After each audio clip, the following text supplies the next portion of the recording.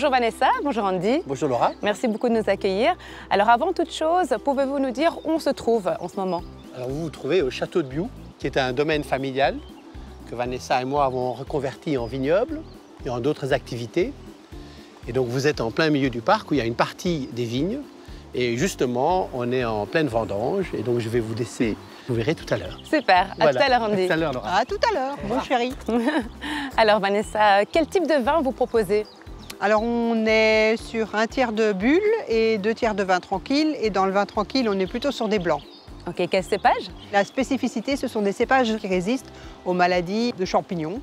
Donc mildiou, oïdium et botrytis. Donc on est plus écologique et on doit nettement moins traiter notre vignoble qu'avec des cépages traditionnels. Ah oui, ben justement, j'allais dire, ce sont des cépages moins connus. Est-ce que c'est important pour vous de les proposer? Alors c'est un petit peu la base de notre projet. On s'était dit, non seulement ils sont résistants, mais en plus, ils peuvent offrir à la Belgique une identité propre.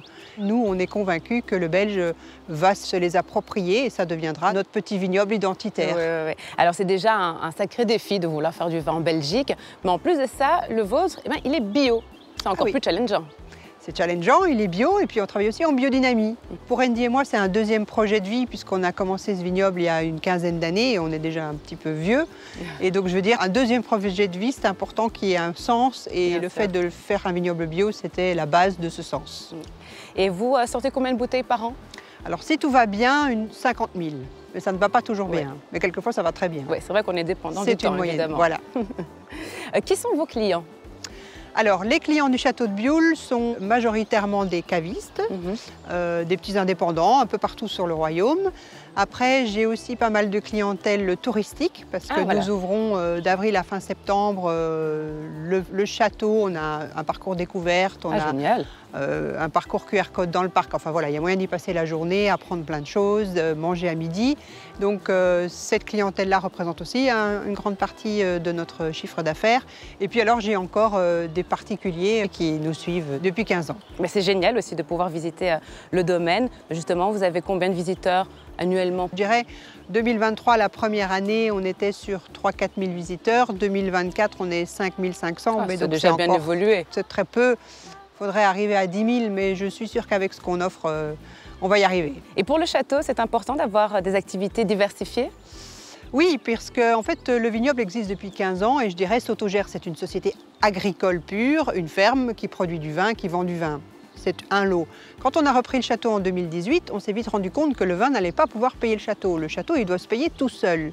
Et un château comme ça, croyez-moi, ça coûte très très cher. Et donc on a tout de suite pensé développer le no-tourisme. C'est pour ça qu'on a créé plein d'activités, un parcours Made in Bio, etc. Les deux activités ont des ponts, bien entendu, mais doivent s'autogérer financièrement toutes seules. Ben super, merci beaucoup Vanessa, j'ai hâte d'en découvrir plus.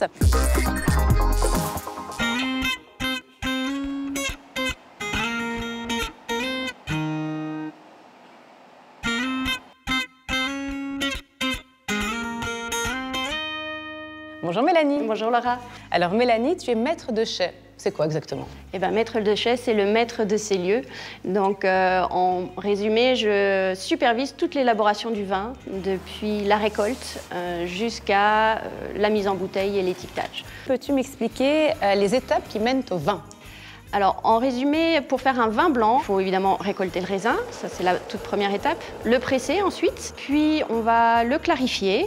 Et enfin, on va le transférer dans une cuve dite de fermentation, où là, on va introduire des levures qui vont transformer le sucre en alcool. Donc c'est vraiment à cette étape-là, et uniquement à celle-ci, qu'on peut parler de vin. Avant, c'est du jus de raisin. Et le secret pour un bon vin? Un bon raisin. Alors si je ne me trompe pas, faire du vin rouge, c'est plus compliqué. Pourquoi? C'est surtout plus compliqué en Belgique, parce que pour avoir un bon vin rouge, il faut un raisin rouge très mûr, avec beaucoup d'ensoleillement. Ce qui n'est pas du tout le cas cette année en tout cas. Et même les autres années, ça reste assez technique. Alors c'est vrai qu'avec le vin, on est vraiment dépendant de la météo et on travaille sans filet. Exactement. Je prends souvent la comparaison avec la brasserie. Vous ratez un brassin, vous reprenez du malt et vous recommencez. Moi, je rate une vinification, j'attends l'année suivante et j'ai pas nécessairement le même raisin en plus. Il aura peut-être mûri d'une manière différente. Ce qui fait que malgré mes 15 ans d'expérience, je n'ai jamais que 15 vinifications à mon actif. C'est quand même assez peu.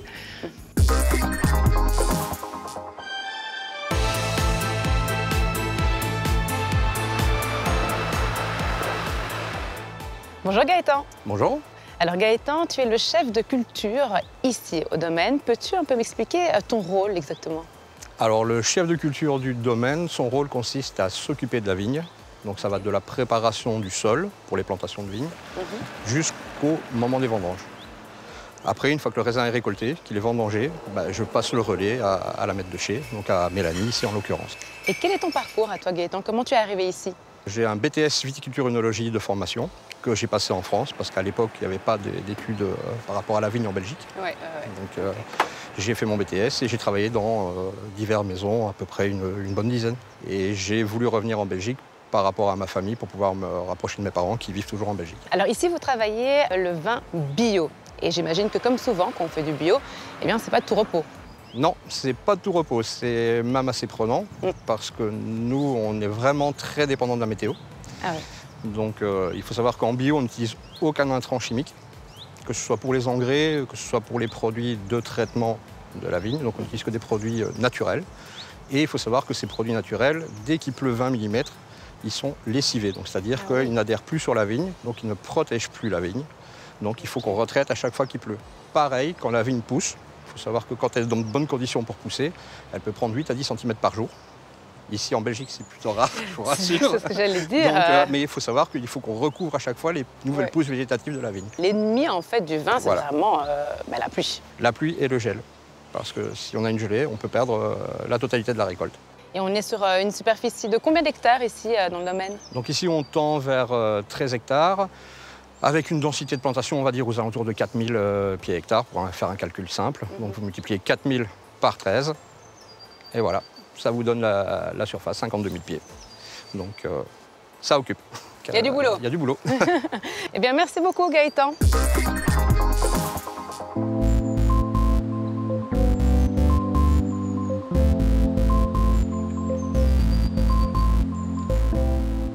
Salut Mathieu. Salut Laura. Alors Mathieu, dis-moi, c'est quoi ton rôle ici? Alors moi je suis event manager ici, donc je suis responsable pour tous les événements qui se font dans le château, les événements publics et privés. Donc on accueille beaucoup d'événements tout au long de l'année, que ce soit des entreprises ou des groupes touristiques. Alors justement, ces événements, comment se passent-ils?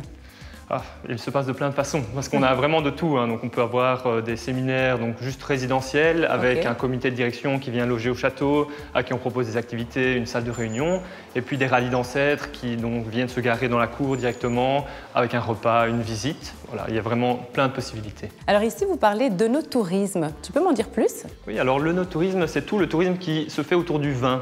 Donc c'est quelque chose d'assez récent ici en Belgique. Par contre, c'est quelque chose qui se fait depuis longtemps en France. On est parmi les premiers donc, à le proposer. C'est qu'on propose dégustation de vin, après un parcours didactique et une balade dans le parc avec des QR codes qui expliquent plus à propos de l'histoire, du vin et du château en lui-même. Merci beaucoup Mathieu. Avec plaisir.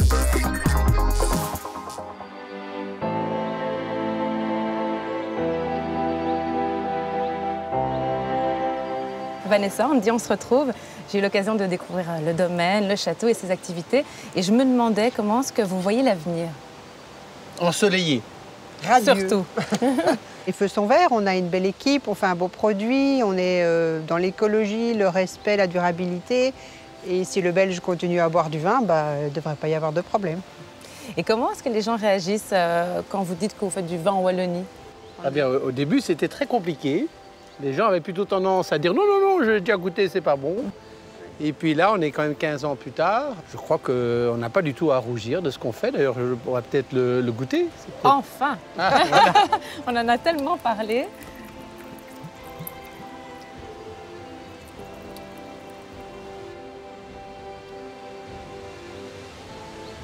On est bien sur un petit peu d'agrumes, abricots.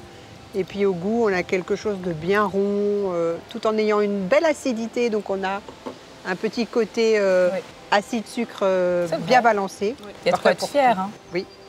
On est fiers, non? C'est délicieux. Allez, santé. Santé. Santé. Eh bien, merci beaucoup, merci Andy et Vanessa, de m'avoir fait découvrir votre univers. Quant à nous, eh bien, on se retrouve très bientôt pour découvrir ensemble une nouvelle pépite wallonne. Ciao.